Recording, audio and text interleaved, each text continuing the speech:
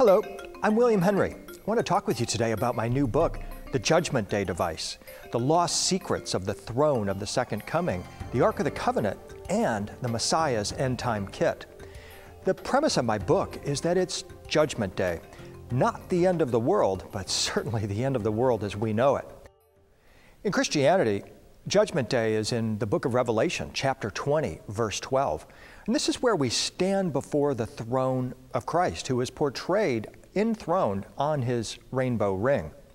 The interesting thing about this scenario is that it's repeated in other traditions. Not just Christianity anticipates the arrival of a messianic figure, but so does Judaism and Islam. All three anticipate the imminent arrival of an end-time figure at Judgment Day. But what most people don't realize is that each of these figures are symbolized by the same symbol or device, the Ark of the Covenant. When most people think of the Ark of the Covenant, they think of a simple golden box made by Moses at the base of Mount Sinai to house the Ten Commandments. What most don't realize is that there were other tools or implements that were contained within the Ark. These include the rod of Aaron that budded, the flask of manna, and the cruse of sacred oil, an oil that was rubbed upon the body of the priests and transformed them into illuminated beings. The ark was actually crafted by a master craftsman by the name of Bezalel, who was given wisdom directly by God and then was given a pattern to make the ark, which was to be a copy of a heavenly original. We have to ask, why would God give this craftsman such incredible wisdom if he was simply making a simple golden box? This is a tip that there is something far more profound going on with the Ark of the Covenant. The Ark is a copy of the heavenly original. In fact, John the Revelator said that he saw heaven open and saw the Ark of the Covenant located at the throne of Christ. So we now know there are at least two Arks of the Covenant. There is the one in heaven and the one on earth. This is a tip that we are to follow the ancient adage, as above, so below, as within, so without. Later in the program, I'm going to show you the inner Ark of the Covenant. Let's talk for a moment, though, about the Ark of the Covenant in more detail. What most Jews, Christians, and Islamic people don't realize about the Ark of the Covenant is that there are two scholarly trends about the Ark.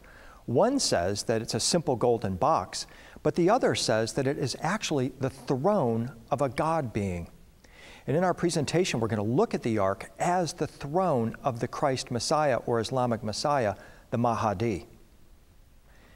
In these traditions, an illuminated being is shown sitting on the throne, which is in fact the Ark of the Covenant. The Israelites carried the Ark during their 40 years of wandering in the wilderness. During this time, the Ark acted as a multi-purpose device. I prefer to call it a device because the word device means a tool, an appliance, but it also means a sign and a symbol. And the Ark of the Covenant to the Israelites was a sign of God's divine presence. Joshua used the ark as a tool or device to part the River Jordan. And in this wonderful painting by James Tissot, we see the Israelite priests dressed in white carrying the Ark of the Covenant. In this painting, we see two key details that will become very important. One, we see that the ark is in fact feathered. Two, we see the two cherubim on either side of the Ark of the Covenant with their wings touching one another. Joshua also used the Ark of the Covenant to take Jericho. In this painting by John Martin in the National Gallery in Washington, D.C., we see Joshua causing the sun to stand still. The Israelite priest utilized the Ark of the Covenant as a tool or device that helps Joshua to accomplish this extraordinary feat. A key detail is that the two cherubim on top of the ark had wingspans that touched. These wingspans are estimated to be about 15 feet. It was between these two cherubim that Yahweh would manifest on his ark throne.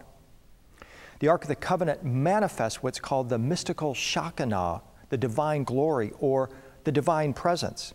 This divine presence is visualized as either a rainbow or as a brilliant beam of light that emanates from the Ark of the Covenant.